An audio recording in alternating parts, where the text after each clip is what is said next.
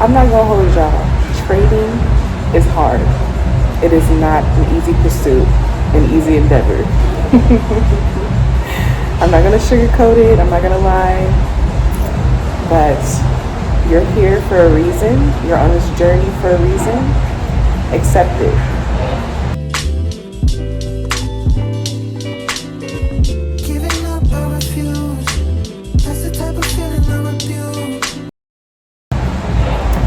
So I'm actually at my coffee shop today.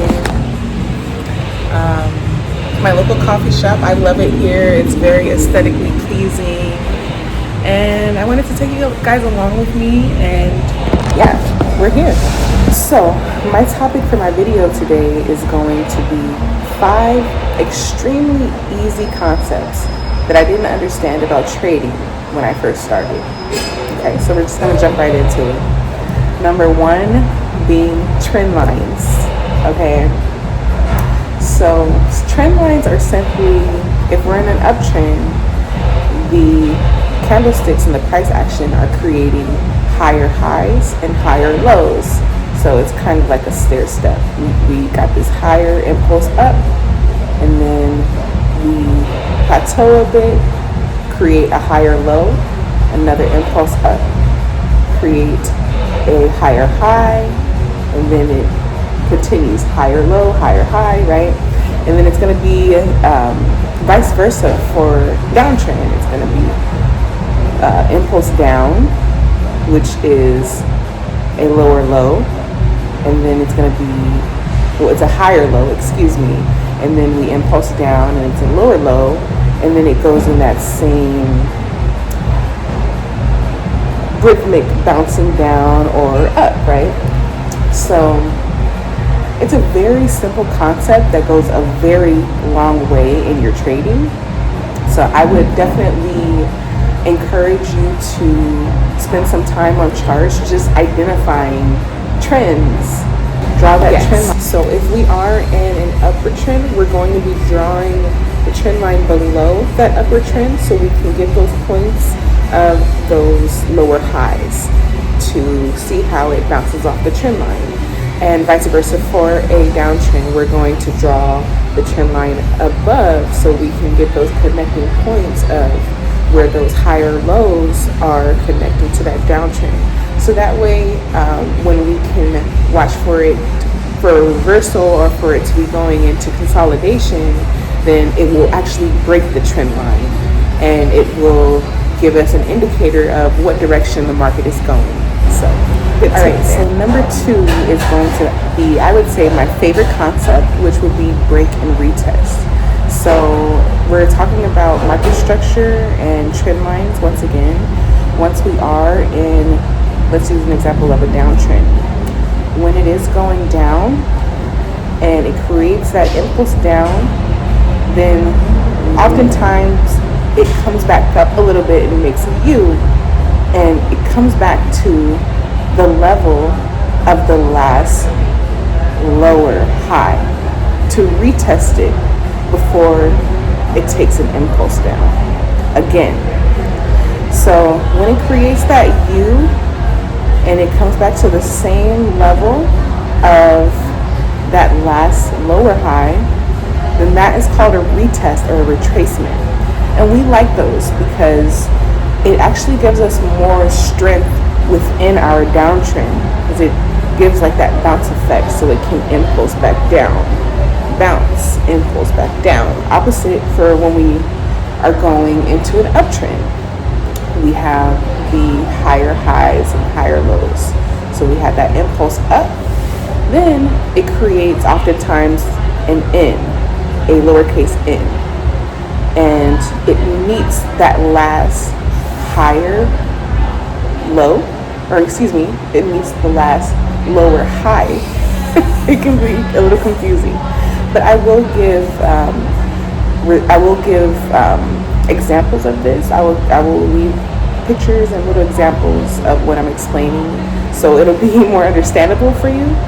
But yeah, so when we're in that upward trend, we're creating that market structure.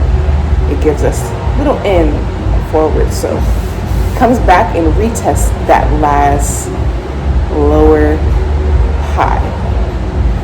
just like this, an impulse back up, impulse back up, impulse back up. Yeah, when you see the picture, it will definitely make sense. So number 3 are going to be candlesticks, aka price action, which is basically the movement of price in real time, which are the candlesticks. Over time, when I began to study the candlestick patterns and identify the names and what they meant for where they are in the chart and on which level they're at and what structure they're at, then that's when things start to make sense for me. So I'm not going to go into too much depth on the candlesticks and their names, but some popular ones are doshis, which are indecision candle. They have a very, very small body and long wicks. So it shows that either the buyers or the sellers have power over that candle. And they often fall in place where the market can go either way. Or it can be, if it's at an uptrend, then it can be a signal that it's going to do a reversal, or vice versa for a downtrend. They have hangmans, hammers, shooting stars, a lot of different candles. So, excuse me, I'm at my coffee shop.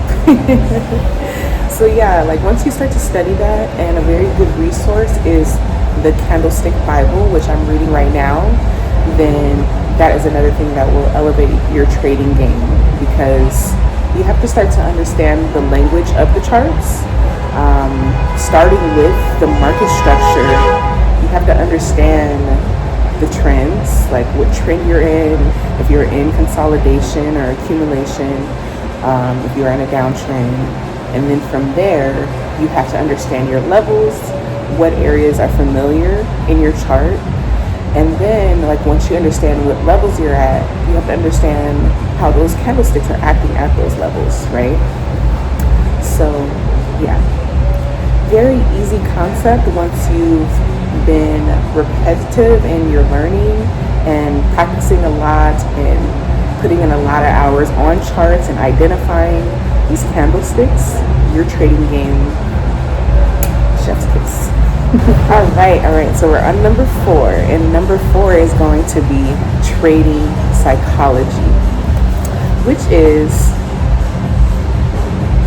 basically the mental state of a trader and how it affects our own successes and failures. This psychology represents the way we behave and thus take action when trading.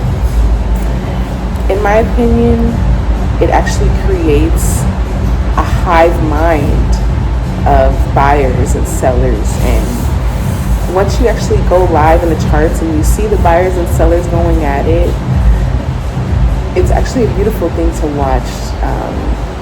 Just the psychology play out in real time on the charts and in the trades. And when you do your own analysis and back testing and things like that, you can kind of like get a peek into the mind of that hive mind or other traders' minds as well. Okay, so number 5 is going to be the concept of buying low and selling high. One of my first mentors would always say that we buy low, we sell high, we buy low, we sell high. And before I spent any time on the charts and I was just learning, taking education on trading, it just didn't make sense to me. I'm like, buy low, sell high. It makes sense, but no, it really doesn't.